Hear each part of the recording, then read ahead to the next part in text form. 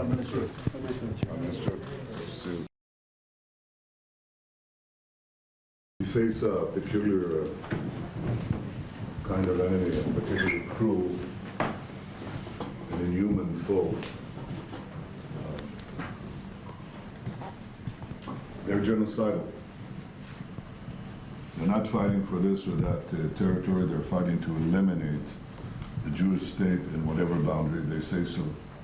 Their charter says if you find a bush and the Jew is hiding behind it, kill the Jew, kill all the Jews. Their goal goes beyond the destruction of Israel. They're part of an axis of terror.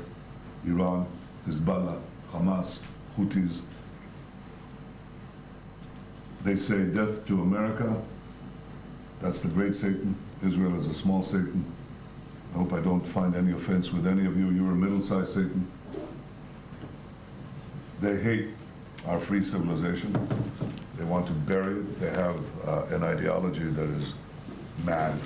In the 21st century, after the Enlightenment, after the scientific revolution, after the advance of human rights and democracy, this is sheer madness.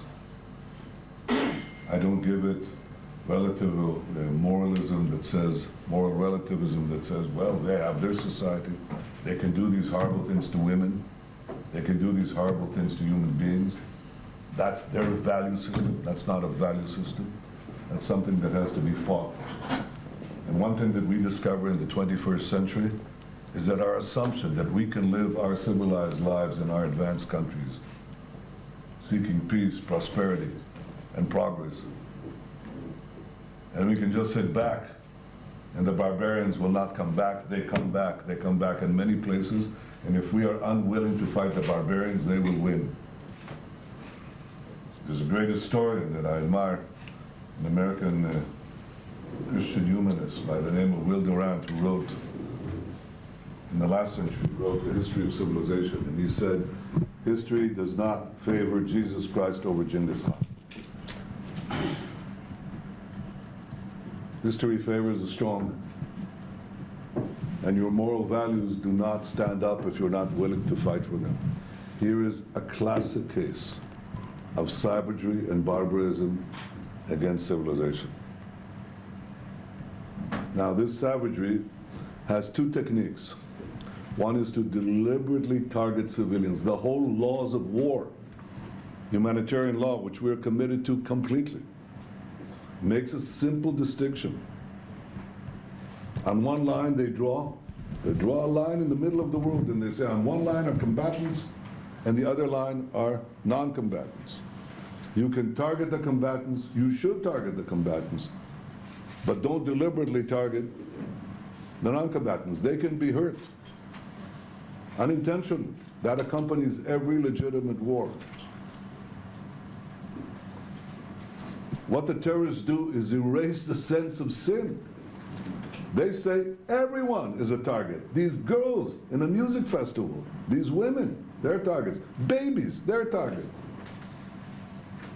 Old people, they're targets. Holocaust survivors, they're targets. Everyone is a combatant. Everyone.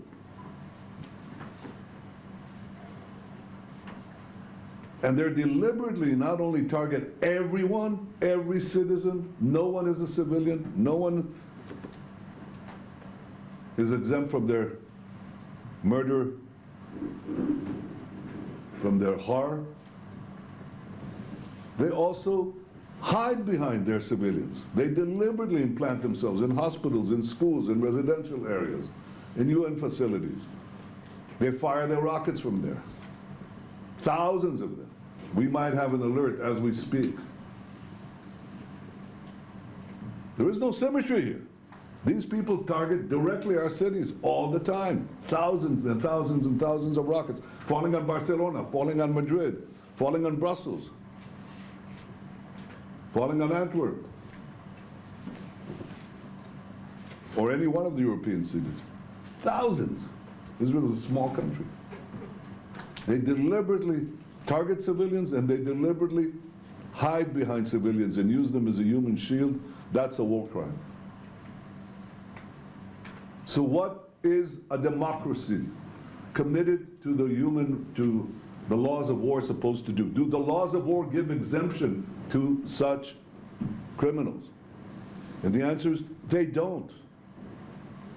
They say, do your best to target the terrorists. Do your best to minimize civilian casualties. But if we, the democracies, say that under no circumstances should we go in, because civilians tragically get killed, then we lost. We lost before we begin. You lost, and you lost. Spain lost. Belgium lost, because this will spread. You will see it very soon. Because the axis of terror is not going to stop. If they can emerge victorious here, they intend to bring down the Middle East, and next they'll go to Europe. After that, they'll go elsewhere. If you think I'm exaggerated, I am not. This is where the pivot of history now is going to be decided. Do we stop them here, or do they come to you? Now, how do you stop them? What do you do? What did the Western countries, what did the democracy do when terrorists embed themselves amid civilians? And let me say from the start that any civilian death is a tragedy. Anyone. And to avoid them, what you do is first you try to get the civilians out of harm's way. And that's exactly what we did. We asked, called, sent leaflets, phoned the civilians in the areas where we were going to hit the terrorists, the Hamas terrorists. And we said, please leave. When they tried to leave, Hamas kept them at gunpoint. Stay, because Hamas doesn't care that their civilians are killed. This is a messianic death cult that hides in the bunkers. As one of their spokesmen said, the underground belongs to Hamas. Above ground, it's the civilians. That's Israel's problem and the UN problem, not their problem. On the contrary, it's their shield. So what do? We ask them to leave. Hamas tries to stop them from leaving. Thankfully, many left. We set up a safe corridor from the north of Gaza, where we were concentrating our effort against the terrorists, to the south. A safe zone in the south, safe corridor to the south. Hamas shot the safe corridor. They fired on the safe corridor, so the people would be trapped in. But they kept on leaving.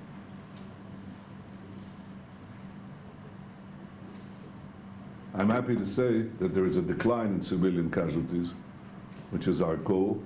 Our goal is to have none, and primarily that's because of the ground action. The ground action has resulted in the fact that the warnings that we give are addressed by the population, civilian population. They go south. When they go south, we give them humanitarian support. There are about 150 trucks now going in, probably go up to 200 and beyond. Food, medicine, water. I have not seen yet the effort that I'd like to see from the UN and the international agencies to build their shelters. Winter is coming, and there's no reason not to build tens of thousands of tents in the safe zone, next to the safe zone, because they don't enter the safe zone, the UN, which I think is shocking. I said, okay, we'll give you a lot of little zones. And they're building little safe zones to get the population out of harm's way. Israel is doing everything in its power to get the population out of harm's way. Hamas is doing everything in its power to keep the population in harm's way. And that's the fact. But I'll give you another one you're familiar with. Hitler, the original Nazis. They invade Europe, they do these horrors on a mass scale. And by the way, these killers would do exactly what Hitler did if they could get away with it. The difference is only in capability, not in intent and not in savagery. Hitler invades Europe, perpetrates these horrible savageries, the Holocaust, and so on. And the Allies invade. They invade Normandy. The German army is in the cities. You've seen the footage.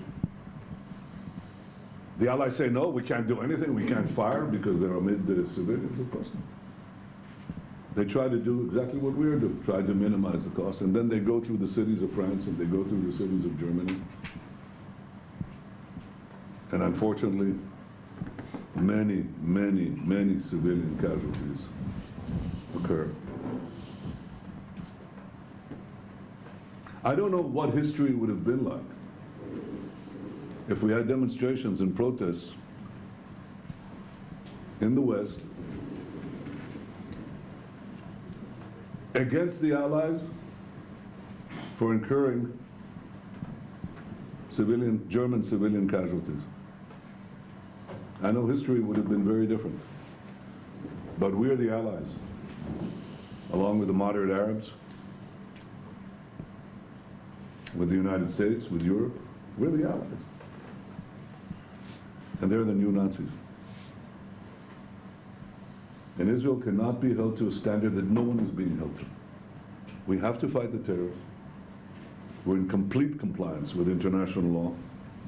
I think in many ways we're setting a different standard.